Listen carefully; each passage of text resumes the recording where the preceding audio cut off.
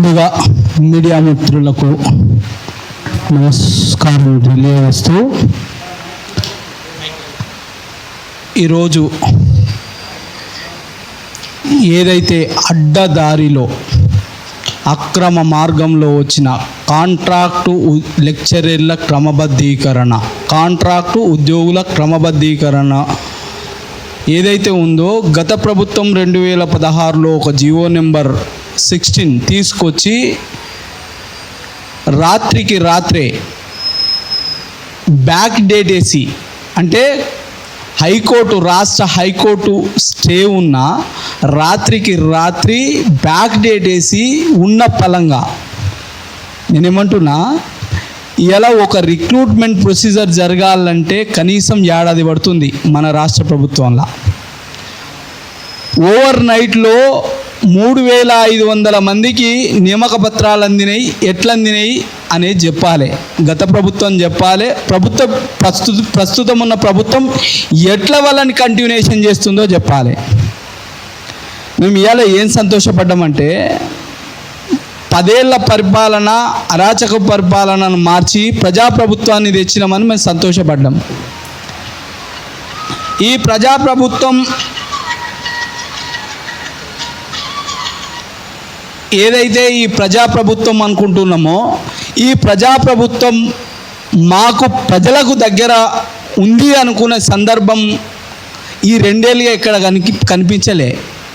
ఏమనిపిస్తుందంటే, ఇది పనికిరాని ప్రభుత్వం అనిపిస్తుంది మాకు. ఎప్పుడో రిప్రజెంటేషన్స్ ఇస్తే ఇప్పటి వరకు ఆ రిప్రజెంటేషన్ మీద ఒక్క చర్య కూడా లేదు.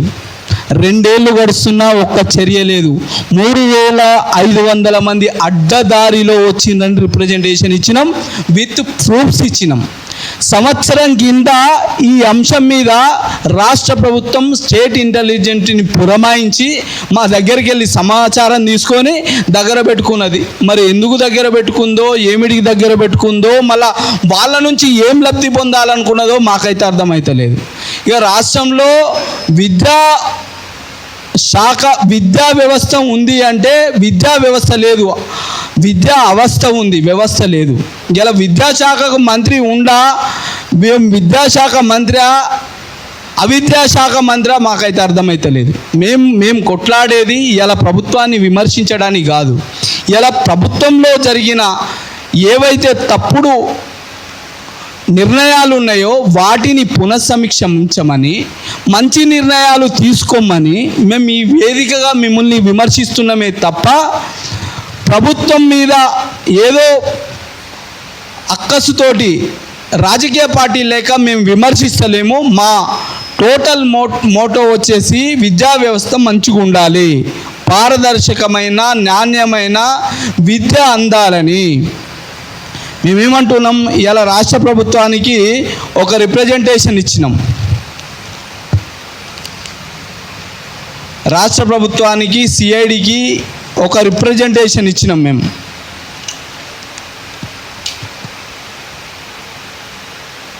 తేదీ 13/2/2024 రోజున సిఐడికి ఇచ్చినాం రిప్రజెంటేషన్. సిఐడి వాళ్ళు ఏం చేసిండ్రు, ఇది ఇంటర్మీడియట్ ఎడ్యుకేషన్ కమిషనర్కి ఒక లెటర్ పెట్టిండ్రు. ఒక 13 మంది తప్పుడు సర్టిఫికెట్ల మీద వచ్చిండ్రు. వీళ్ళకి కనీస విద్యార్హతలు లేవు. వీళ్ళు వాళ్ళ ఏజ్ని దిద్దుకున్నారు, వాళ్ళ ఏజ్ని దిద్దుకున్నారు. వాళ్ళ సర్టిఫికెట్లు ఏదైతే జిరాక్స్ సెంటర్లలో తెచ్చిండ్రు, అదర్ స్టేట్ యూనివర్సిటీలలో చదువుకొని వచ్చిండ్రు అని ఒక రిప్రజెంటేషన్ ఇస్తే, వాళ్ళు కమిషనర్ గారికి రికమెండేషన్ చేస్తే ఇప్పటి వరకు దీని మీద నిర్ణయం లేదు. ఇప్పటి వరకు మరి ఈ మాటలు మేము మాట్లాడకపోతే ఏం మాట్లాడాలి అనేది ఈ రాష్ట్ర ప్రభుత్వానికి మేము విజ్ఞప్తి చేస్తున్నాము. ఇదే రిప్రజెంటేషన్ మీద మీరు తీసుకున్న చర్యలేంది అని ఆర్టీ యాక్ట్ కింద అడిగిన, ఎప్పుడు 4/12/2024 రోజున అడిగిన, అప్పీల్ కూడా పెట్టినా నేను. అప్పీల్ కూడా సమాధానం ఇవ్వలే.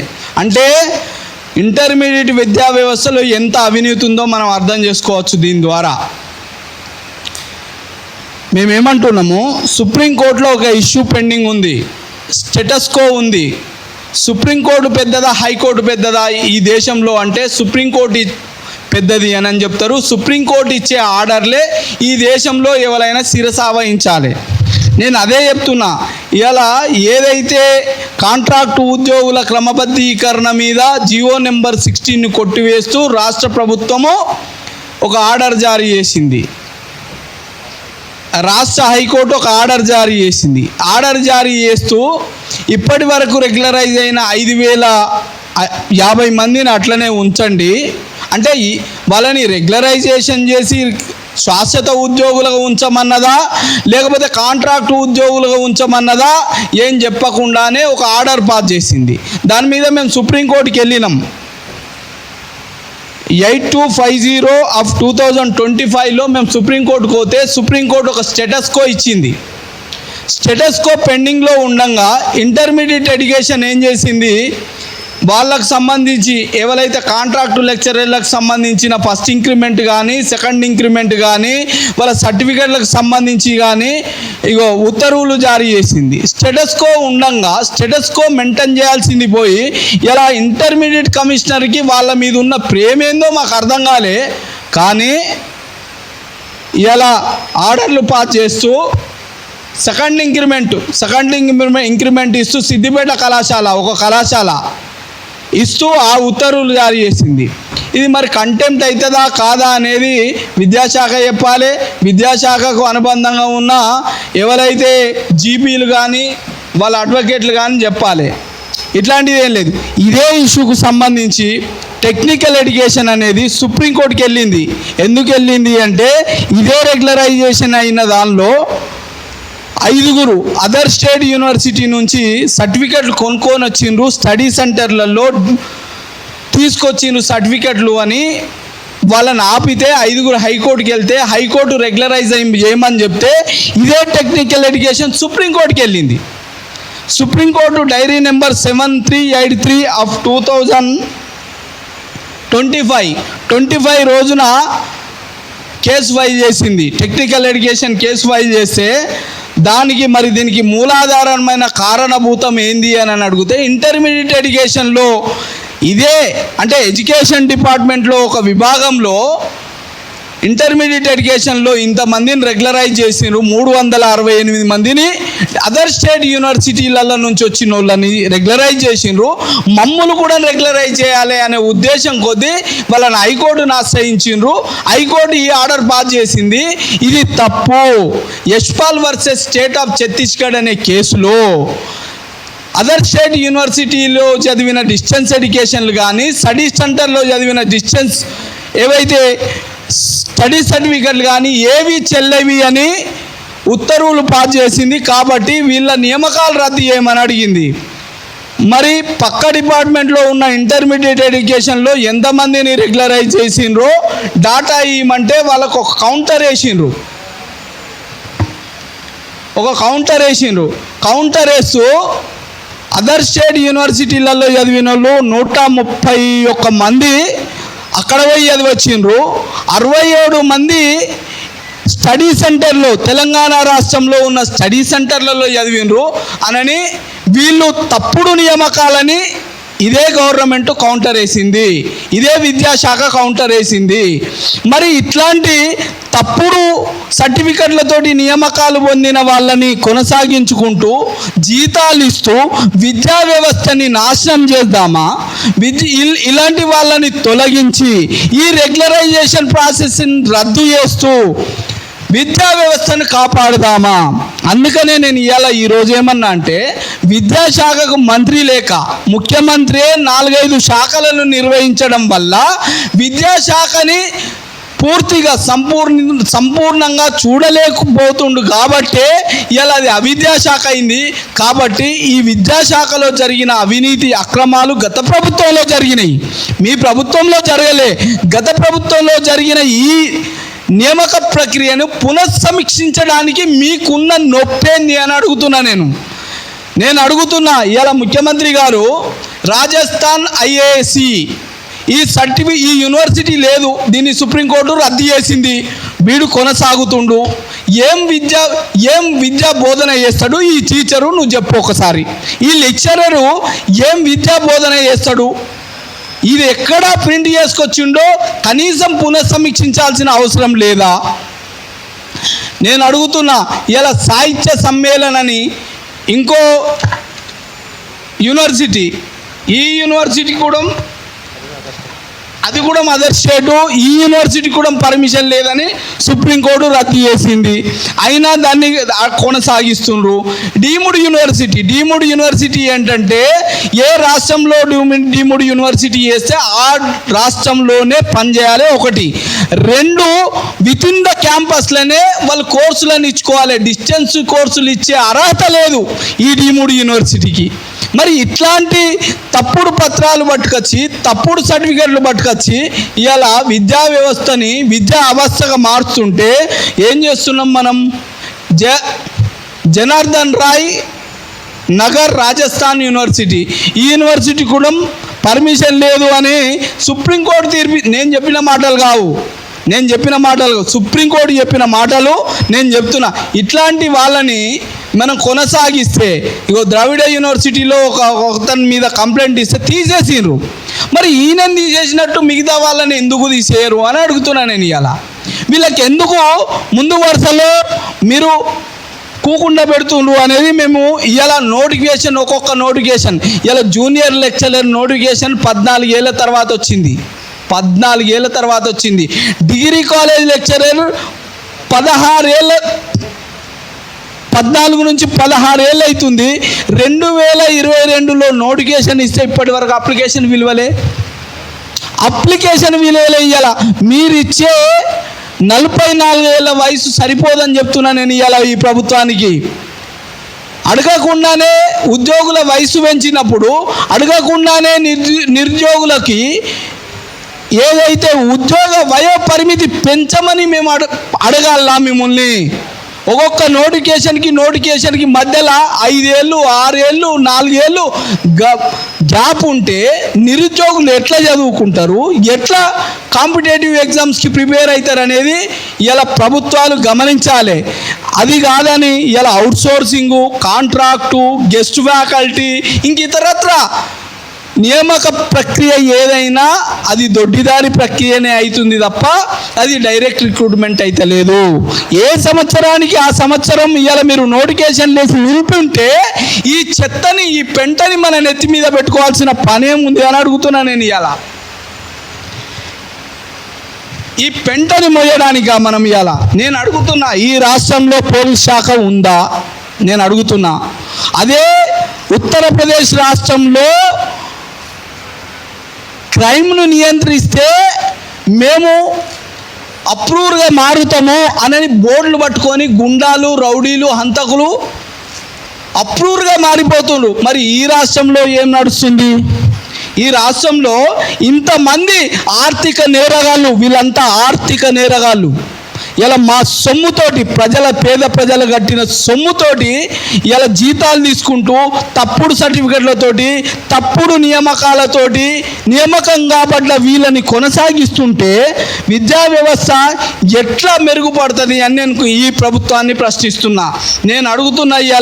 ఈడ పోలీస్ వ్యవస్థ లేదు అనడానికి ఇలా 13/2/2024లో ఇస్తే వీళ్ళ మీద ఎంక్వైరీ చేయమని మేము చెప్తే ఇప్పటి వరకు చెయ్యలేదు. వీళ్ళ మీద ఎంక్వైరీ అంటే ఇలా అవినీతి పరులకు ఇలా మనం రెడ్ కార్పెట్ వేస్తున్నాం కదా,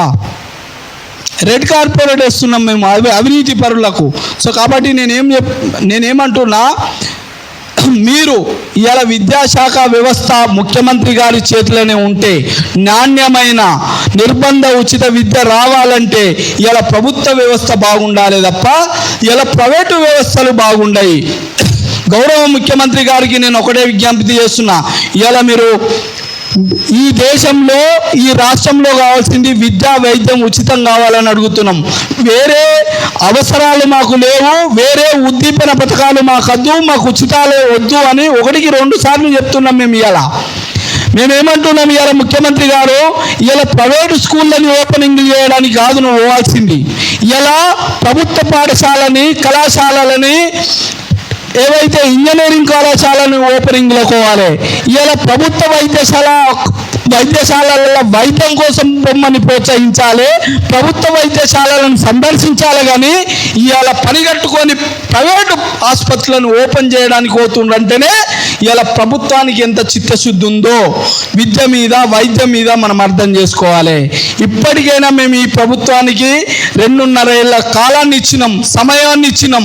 ఇకనైనా మీ లోపల మార్పు వస్తే మంచిది. మార్పు రాకపోతే గత ప్రభుత్వం మీద 10 ఏళ్ళు చేసిన పోరాటం ఎట్లుంటుందో అట్లా చేయాల్సి ఉంటుంది. ఇవాళ తెలంగాణ ఉద్యమంలో నీళ్లు, నిధులు, నియామకాలు అని మా ప్రాణాలను తీసుకున్నాం. ఇవాళ మేము కేసులను పెట్టుకున్నాం. మేము తెలంగాణ ఆత్మగౌరవానికి ప్రతీక కావాలని ఇవాళ మా మేము త్యాగాలకు గుర్తుగా మిగిలిపోయినాం. ఇలా మీరు అట్లనే చేస్తే మేము ఊకుండడానికి సిద్ధంగా లేము. ఇలా మా జీవితాలు పోయినాయి, భవిష్యత్ తరాలు నాశనం అవుతాయంటే బరిగీసి మళ్ళీ ఒకసారి కొట్లాడడానికి మేము సిద్ధంగా ఉన్నాం. ఇలా మా చిది మండలి పేర్చినా పర్వాలేదు ఇలా ప్రభుత్వాలు. అయినా మేము ప్రజల కోసం పోరాడడానికి కోసం, వ్యవస్థలను కాపాడడం కోసం ఖచ్చితంగా మేము ప్రజల వెంట ఉంటాం. మేము మడమ తిప్పం. ఇలా మీకు చివరిగా ఇంకొక అంశం చెప్తున్నా. నేను సెంటర్ ఫర్ బెటర్ గవర్నెన్స్ అనేది టెక్నికల్ ఎడ్యుకేషన్ వేసిన కేసులో ఇంప్లీడ్ పిటిషనర్గా ఇంప్లీడ్ అయ్యి ఒక రిప్రజెంటేషన్ ఇచ్చిన. అయ్యా, సుప్రీంకోర్టులో ఒక కేసు ఉంది, సుప్రీంకోర్టులో టెక్నికల్ ఎడ్యుకేషన్ వేసిన 2వ కేసు ఉంది, మీరు వీళ్ళకి ఇంక్రిమెంట్లు మీరు ఇవ్వద్దు, అయినా ప్రొబేషన్ డిక్లరేషన్ గాంధీ 2వ ఇంక్రిమెంట్ ఇవ్వకూడదు అని ఇలా మనం చేసుకున్న చట్టాలు, సర్వీస్ రూల్స్ చెప్తుంటే దొడ్డిదారిన మరి మీరు ఎట్లా ఇవ్వడానికి ముందుకెళ్తుండ్రు, మీరు ఇవ్వకూడదు అని ఒక రిప్రజెంటేషన్ ఇస్తే మా రిప్రజెంటేషన్స్ బేస్డ్ చేసుకొని ఇదే టెక్నికల్ ఎడ్యుకేషన్లో ఏదైతే దేవసేన గారు ఉన్నారో మేము ఎట్టి పరిస్థితుల్లో సుప్రీంకోర్టులో కేసు క్లియర్గా ఇయ్యము అనని టెక్నికల్ ఎడ్యుకేషన్ నుంచి దేవసేన అనే డైరెక్టర్, కమిషనర్ ఇలా సర్క్యులర్ పాస్ చేస్తుంది. అదే ఇంటర్మీడియట్ ఎడ్యుకేషన్ పక్కన ఉన్న డిపార్ట్మెంట్ మాత్రం మేము ఇంక్రిమెంట్ ఇస్తాం, మేము వాళ్ళ సర్టిఫికెట్లు వెరిఫికేషన్ చేస్తాం, మేము సుప్రీంకోర్టు మాకెంత ఎంట్రికతో సమానమని ఇవాళ సవాల్ ఇసురుతుండ్రు. ఎందుకు అంటే ఇక్కడ అధికార బలం, ధన బలం, రాజకీయ బలం, అన్ని రకాల ఒత్తిడి ఉంది. కాబట్టి ఇలా అడ్డదారులు దొక్కి ఇలా వాళ్ళని కాపాడే ప్రయత్నం చేస్తున్నారు. లీగల్ రిపోర్ట్ ఇచ్చింది ఏది మన తెలంగాణ ఏజీ గారు ఒక లీగల్ రిపోర్ట్ ఇచ్చిండు. అయ్యా, వీళ్ళకి ఇవ్వచ్చా, మరి వీళ్ళని కాంట్రాక్ట్ ఉద్యోగులుగా మేము కన్సిడర్ చేయాలా లేదా రెగ్యులర్ ఉద్యోగులుగా కన్సిడర్ చేయాలని అంటే వీళ్ళని ఇది పునఃసమీక్ష చేయాల్సిన అవసరం ఉంది అని చెప్తూ వీళ్ళకు పునఃసమీక్ష చేయాలని ఇస్తే దీన్ని కూడా తుంగలో దొక్కిండ్రు. ఇలా దొడ్డిదారిన హైకోర్టుని అప్రోచ్ అయ్యి మాకు సెకండ్ ఇంక్రిమెంట్ ఇస్తలేరు అని ఇలా సింగిల్ బెంచ్ని అప్రోచ్ అయితే సింగిల్ బెంచ్ ఓపెన్గా నేను ఏజీ గారితో మాట్లాడినా, నేను ఇంకోళ్ళతో మాట్లాడినా అని వ్యాఖ్యలు చేయకూడదు. చట్టం ఏం చెప్తుందో ఆ ప్రాతిపదికన ఇవాళ జడ్జిమెంట్ ఇవ్వాల్సిన జడ్జి గారు ఓపెన్ స్టేట్మెంట్ ఇచ్చి ఇంక్రిమెంట్ ఇవ్వాలని చెప్పిండ్రు. సో దాని మీద ఇలా రాష్ట్ర ప్రభుత్వం అప్పీల్కి వెళ్ళాల్సిన అవసరం ఉంది. ఇలా రాష్ట్ర ప్రభుత్వం వెళ్ళాలా, మేము వెళ్ళాలన్నా పరిస్థితి అగమ్య గోచరంగా మారింది. కాబట్టి ఇలా రాష్ట్ర ప్రభుత్వం ఖచ్చితంగా ఈ తప్పుడు నియామకాలను పునఃసమీక్ష చేసే వరకు, వాళ్ళ రెగ్యులరైజేషన్ సుప్రీంకోర్టులో జడ్జిమెంట్ వచ్చే వరకు మీరు ఆగాల్సిందే. ఆగకుండా మీరు తప్పుడు నిర్ణయాలు తీసుకుంటే సుప్రీంకోర్టులో బరాబరి కంటెంప్ట్ చేస్తాం. మీ అందరి సుప్రీంకోర్టు కాళ్ళ కాడ నిలబెట్టకపోతే ఇలా మేము నిరుద్యోగుల ఇన్నేళ్ళు కొట్లాడిన మా పోరాటానికి విలువనే ఉండదు. బరాబర్ సుప్రీంకోర్టు దగ్గర మేము నిలబెడతాం. మీరు ఈ రాష్ట్ర ప్రభుత్వం త్వరితగతిన, మామూలు కాదు, త్వరితగతిన ఆల్రెడీ మీ విజిలెన్స్ ఎంక్వైరీ జరిగిపోయింది, మీ దగ్గర రిపోర్ట్ ఉంది. ఈ విద్యా వ్యవస్థ బాగుపడాలి, పిల్లలకు మంచి విద్యను అందించాలంటే ఖచ్చితంగా ఈ తప్పుడు దొడ్డిదారి మార్గంలో వచ్చిన వాళ్ళని తొలగించి నూతన నియామకం మీరు చేసినట్టయితే ఖచ్చితంగా ఈ ప్రభుత్వానికి గొప్ప పేరు ముట్టగట్టుకుంటుంది. విద్యా వ్యవస్థను కాపాడిన వ్యవస్థ అవుతుంది. మీరు మంచి పనులు చేయండి, బరాబరి మీకు సహకరిస్తాం. ఇప్పుడున్న ప్రస్తుత ప్రభుత్వానికి సహకరిస్తాం.